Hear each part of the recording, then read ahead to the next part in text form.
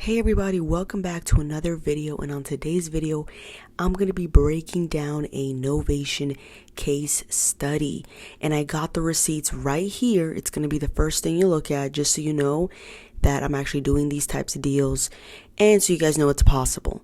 So here you go. Here's the HUD of a deal that we did with a JV partner. So this is the first case study of many to come. So let's take a look at the HUD, and as you can see here, we have the fees, right? So the assignment fee, our profit, $10,000, $10,353 with 40 cents went to our JV partner, and then $7,247 with 38 cents went to myself, right, me, and then $3,106 with 02 cents went to my acquisition manager.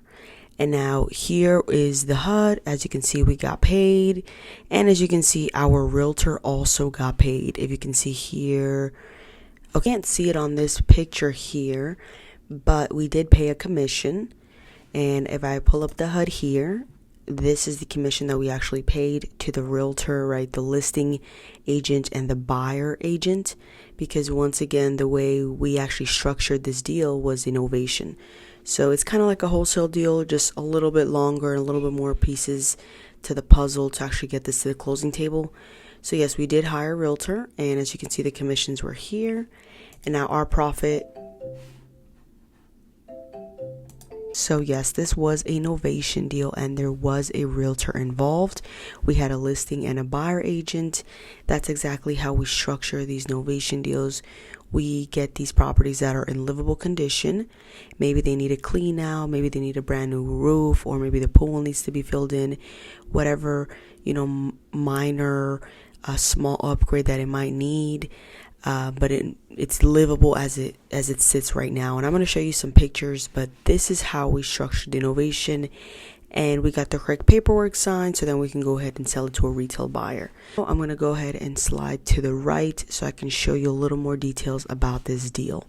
So as soon as we had this lead in our system at jv4real.com, we went ahead, we looked at all the information, and we saw some pictures because the JV partner was able to provide some. And so it made it really easy with our discovery phase. What we did is we figured out everything about the property, like what type of property it is. This was a single family. It was a 2-bed, 2-bath, about 1,600 square feet.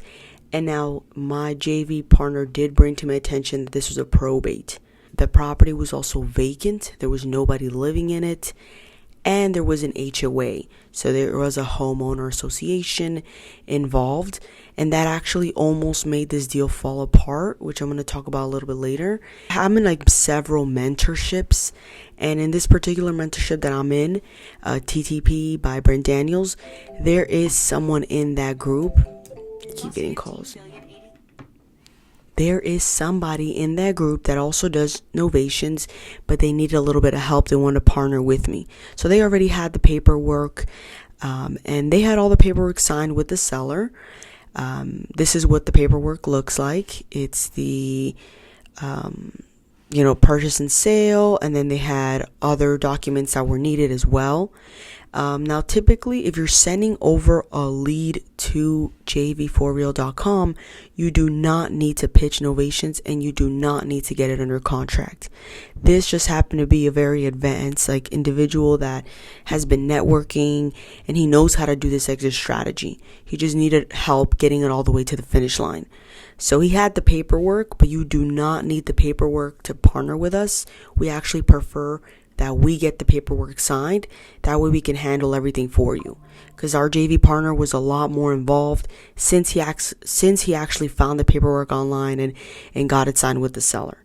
So I highly recommend that you guys just send it over and don't try to get it locked up. It'll just make everything easier. But yeah, he did, the JV partner did sign with the seller, and this is what the purchase and sale agreement looked like. Also the address of the property, and then also the, purchase and sale, other documents like a limited power of attorney, and clear Novation docs stating what you're doing. So all of this was already signed with the seller, and typically this is what we would sign with the seller. Okay, so we would sign these exact same documents with the seller to go ahead and get their property sold on the MLS to a retail buyer. So once again, the JV partner did get the paperwork signed, but that is not something that we require, and we actually prefer that we pitch it and we get it under contract just to make sure that the seller knows what they're getting themselves into. Okay, because when we're pitching this type of offer, it typically, results in a 1-hour call and maybe 1 or 2 callbacks. So we definitely are spending a lot of time on the front end elaborating to the seller and explaining to the seller exactly what we're going to be doing. So there's no surprises, and they can't say, oh, we didn't know you were going to do that. Oh, we didn't know there was going to be a third-party buyer. We didn't know what was going on the open market. We didn't know there was going to be walkthroughs. Like, the seller's not going to say that because we're handling all that on the front end. So I do prefer that you guys send over, any hot motivated sellers and have properties that are in livable condition, where maybe your cash buyers are not offering enough, and you want to actually go ahead and novate it. You can send it to us, and we prefer to pitch it to the seller and get the paperwork signed up, locked up.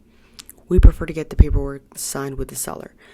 So yeah, that is the paperwork that was signed. And yeah, that made it really easy. This, the JV partner gave us the paperwork. We already knew what price they had it locked up. We had the pictures. All I had to do now is look at the pictures and comp it. Typically, we get pictures after we have it under contract. Or if the seller's like a red personality and they really want someone to go out there, then we'll send someone out there and get it under contract after. But for this situation, the JV partner already had someone out there take professional pictures. This is what the house looked like. And this is a really good example of what a killer novation deal would look like. So as you can see here, I'm scrolling so you guys can get the idea that this is a livable property. It's outdated a little, like the kitchen's obviously outdated, but it's got a new floor and it looks really in really good shape. I would say like a 7 out of 10 or an 8 out of 10.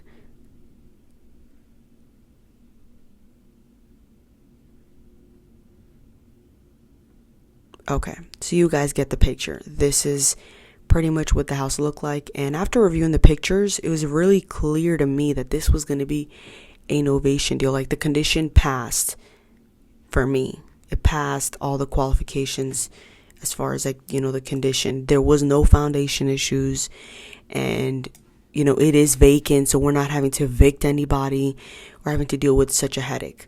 So honestly, it passed for me as far as the condition.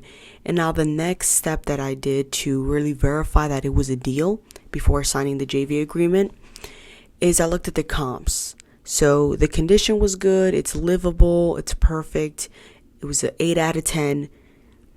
Now I had to look at the comps, like what are properties selling in the area.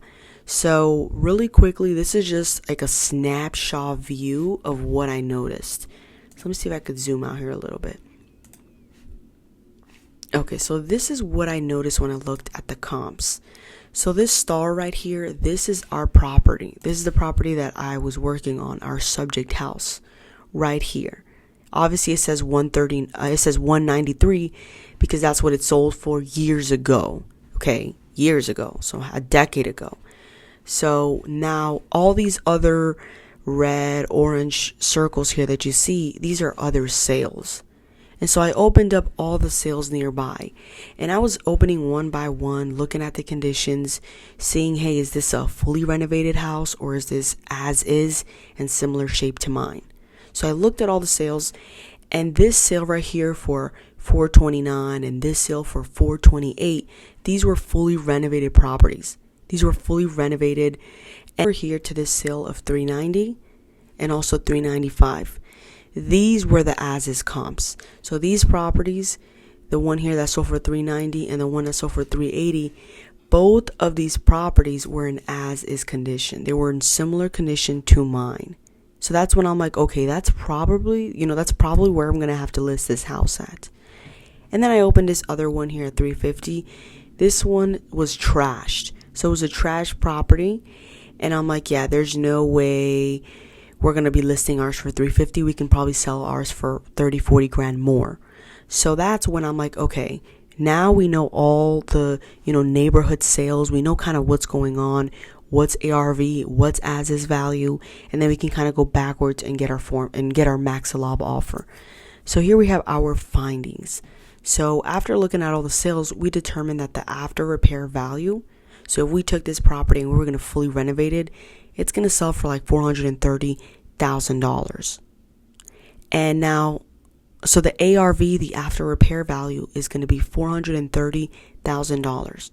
And now the as is value, what it would sell for in its current condition, putting no money into it, not picking up a paintbrush as it sits, is going to be $385,000. And then once we find out our as is value, so what can we list this house for as it sits right now, we're going to run a basic formula. So we'll do as is value times 90 minus 30, right, 30K. That's going to get us our Novation MAO. So we're going to subtract commissions and a $30,000 profit. Of course, we need to make a minimum of $30,000. With, plugging these numbers into the formula here, we got $385,000 times 90 minus $30,000 profit got us $316,000 as our Novation MAO. So remember, we talked about that the JV wholesaler got it under contract with the seller, and the price that they had it at was $340,000. So they got it locked up way too high. That's going to take us right into our next step. So we went ahead and got a price reduction and a JV agreement signed. So we told the JV partner, like, hey, you got this locked up way too high based on the sales and, based on our formula and running all the numbers. Price reduction of $325,000. So I'm like, okay, that's still a profit. Let's just move forward with it. And so we signed off. The seller signed off $325,000. There was still a profit to be made. And then I signed the JV agreement with the JV partner saying that we're getting the, the profit 50-50. So we signed that and we had the price reduction. Now the next step, after we went ahead and got the price reduction, we got all the Novation paperwork. Now we had to interview realtors. And now if we don't already have a realtor that we work with, right, if it's not in our local market, then we're going to obviously start the process of interviewing realtors, which is very simply put, you're just going to interview realtors and ask them if they can list this property for you and just explain the situation, let them know that you're facilitating the transaction. So that's exactly what I do. I prep all my realtors, and if they're not okay with it, it's totally okay. I just part ways, as friends or whatever, but I am looking for a sharp realtor that's going to follow our process. So I do interview a lot of realtors. I pick the best one. Okay, so after interviewing the agents, we picked the best one. We went ahead and signed the listing docs with the agent and we got it listed on the MLS. Now, our JV partner did sign all the paperwork, so he was the one that had to sign the listing agreement, which is once again why we recommend just letting us handle everything so we can pretty much take care of everything and not have you so involved. And so our JV partner was a lot more involved because he did sign that paperwork on the front end. But yeah, so we signed all the paperwork now. The next step is to send the agent out there to meet the seller to get pictures and prepare for listing it.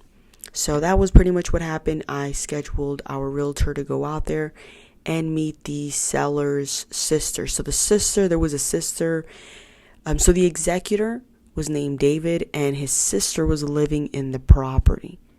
And so we had to work around with her and schedule walkthroughs around her time. And also we were also helping her find a place and making sure she knew where she was going because the house was going to be sold. So that's something we worked through as well as far as getting the pictures taken.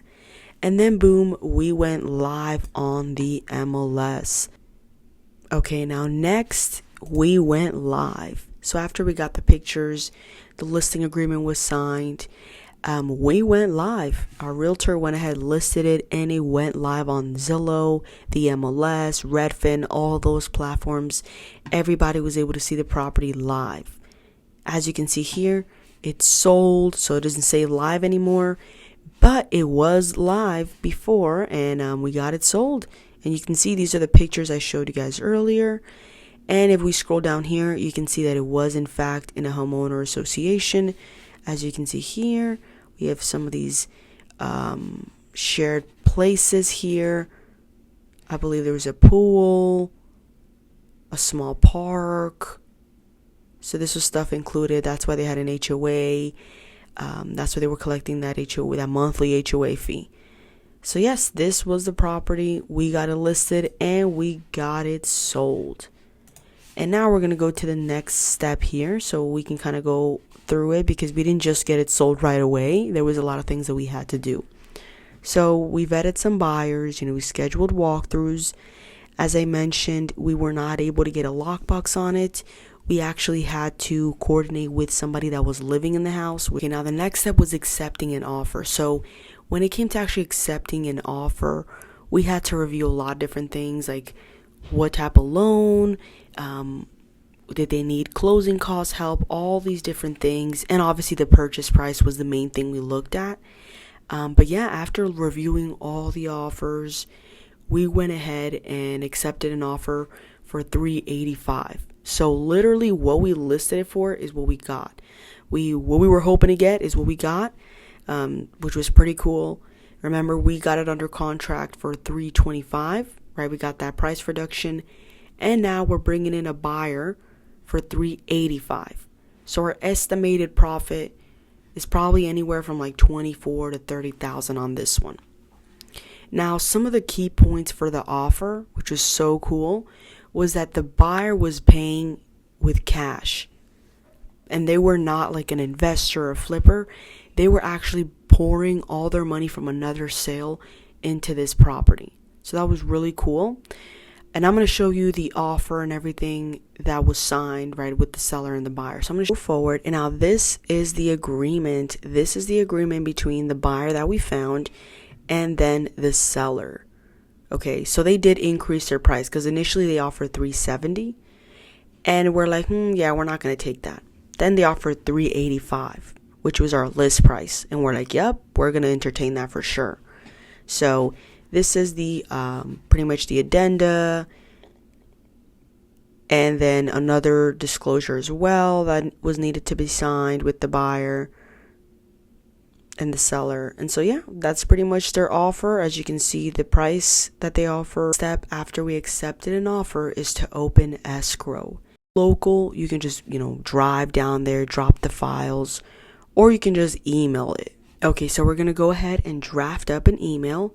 This is how I open escrow. I always do it virtually. I just go to my email, I draft it up, and this is what it looks like. I send over the buyer offer and then my contract with the seller. So it's pretty much kind of like wholesaling, the purchase and sale and the assignment. The only difference is it's not an assignment, it's a novation. We're replacing one agreement with the other. We're not assigning rights to another. So we have attached our buyer offer and then the purchase and sale contract with the seller, right? So very similar, except that there's an agent involved. And it's not an assignment, it's a replacement of a full contract with another one. So yeah, we sent over all the paperwork, and then I also mentioned that there's a realtor. I provide her number. I let them know that she's also getting a commission, and it's of course going to be reflected on the HUD.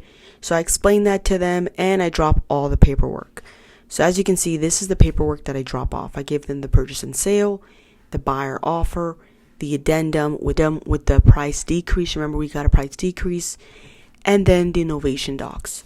So all the paperwork gets submitted in this email like this, and I put all the paperwork in the email, and I let them know that, hey, we're doing a novation. Of course, I vet the title company prior to sending them this. So I do have a conversation with them, and it makes sure that they've done transactions like this in the past. Now, the type of documents I'm going to be sending over is the purchase and sale contract, the price decrease, because remember we got a price drop from the seller, and then the buyer offer for $385 and the novation docs. So all this you're going to be sending over to the title company, and that way they know, oh, okay, here's the buyer offer, we're doing novation. Okay, that way they know what's going on. So we opened escrow, we sent all the paperwork for this deal, and now the next step on what we did for this deal is we went ahead. Everybody needs to be in communication with the title company. This is a team sport. If we all want to get to the finish line, we all want to get to the closing table, right? Of course, the seller wants to sell the property, the buyer wants to buy the property, the agent wants a commission, and we, the wholesaler, we want an assignment fee, a novation fee. We want a profit. So everybody wants this to get to the closing table. So we all have to work as a team. Everybody's got to be in contact with title through now appraisal and inspections. So typically when you're working with a cash buyer and you're assigning your deal, the inspection period, if there is one, because typically wholesalers don't allow an inspection period. They might do like a 1-day inspection period, but typically wholesalers don't. When you sign the assignment, it's because you already saw it and you know what you're getting yourself into. There's typically no inspection periods in an assignment when you're assigning it over to your cash buyer.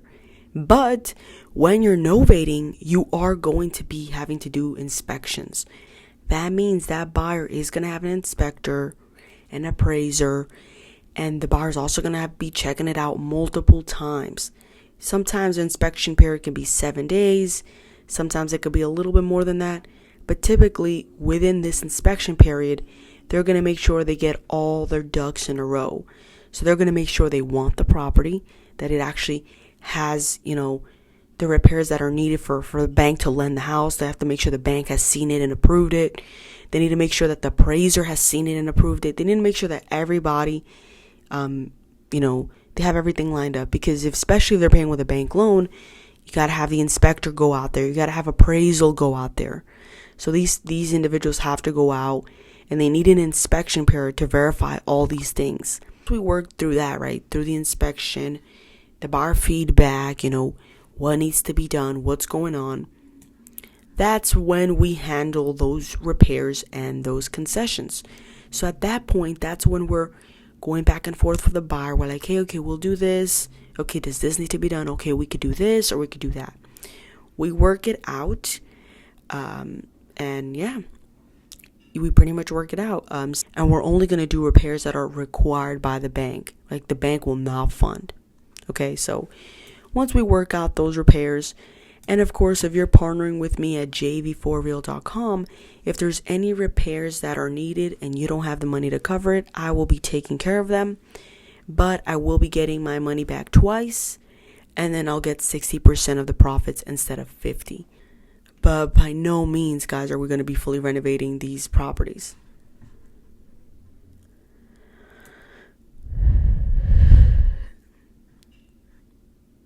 Okay, cool. Now for this particular property, the buyer didn't need anything. They were fine. They didn't require any repairs. We were pretty much good to go. They checked it out. They were paying with cash as well, so they didn't even really need much because they were just pouring funds from another property into this one. So it was really cool. They did not request any repairs. So we were pretty much going to make 30 grand. There was no repairs from the buyer whatsoever. Now, view the title report. Are we good to close? So this is where the mess happens on this deal. So a few days before closing, we're communicating with title, right? We're keeping those lines of communication open, and we're telling title, hey, can we see the HUD? Are there any liens? What's going on?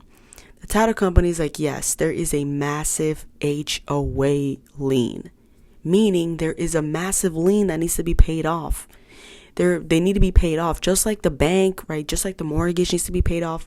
This lien needs to be paid off, or the house just won't be sold, right?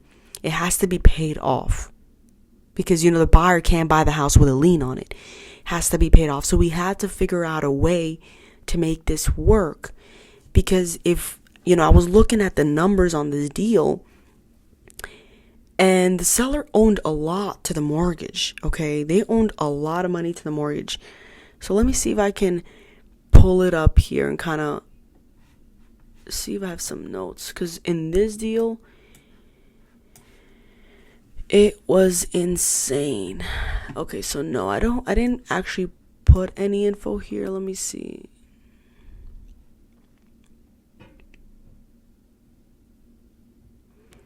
So I believe on this particular deal, the mortgage of the property was like $315 or something like that, really high. Remember, the seller was only going to get like $325. So after the $17,000 lien and paying his mortgage, the seller was going to walk away with nothing. In fact, they were going to have to write a check for like $5,000 to close on the house. And we're like, yeah, that's not going to work. There's no way that the executor is going to do that. They're not going to write $5,000. And so we went ahead and we did a price increase. So we called the title company and we also let them know. And we did a price increase. And as you can see here, this is the HOA lien, $17,634.69. That massive HOA lien. And it happened because the property owner died, right? Both of the property owners died. Like 1 year, one died, and then the next year the other died. They both died and nobody was paying this association. The association kept charging fees. It's crazy. But yeah, they charge fees, and that pretty much almost killed our deal, because instead of the homeowner walking away with $10,000, they were going to have to write a check for $5,000, because we were only giving them $325. That's what we agreed to. So we had to actually increase our price, which really, really sucked, because as I remember in this deal, their mortgage was roughly around $312, $315. Then plus that lien, that's how much they were going to have to pay. You know, this is what they needed as an offer, honestly, to walk away with making nothing. Because they had to pay their mortgage, that's what we agreed, and they had to pay any liens, because that's what we agreed to. So this $329, and we offered them $325. Yeah, they were going to have to write a check for $5,000. And so that's exactly why we had to increase the price, which honestly was insane, because we were expecting to make $30,000 and then we didn't end up making $30,000. But that's just how real estate is. Sometimes the unexpected happens, for the better or for the worse. And it just sucked that we didn't make as much profit, but it happens, and we still made some money. We still walked away with $20,000 profit. The seller was grateful and he signed off. Cool. So now, after we figured that lien issue and we got that squared away, the next step is to get an invoice signed and submitted to the title company so they can add your fee. So at this point, and this is an example invoice, and of course has to blur out private information, but this invoice includes the purchase price with the buyer, right? The buyer that we bought.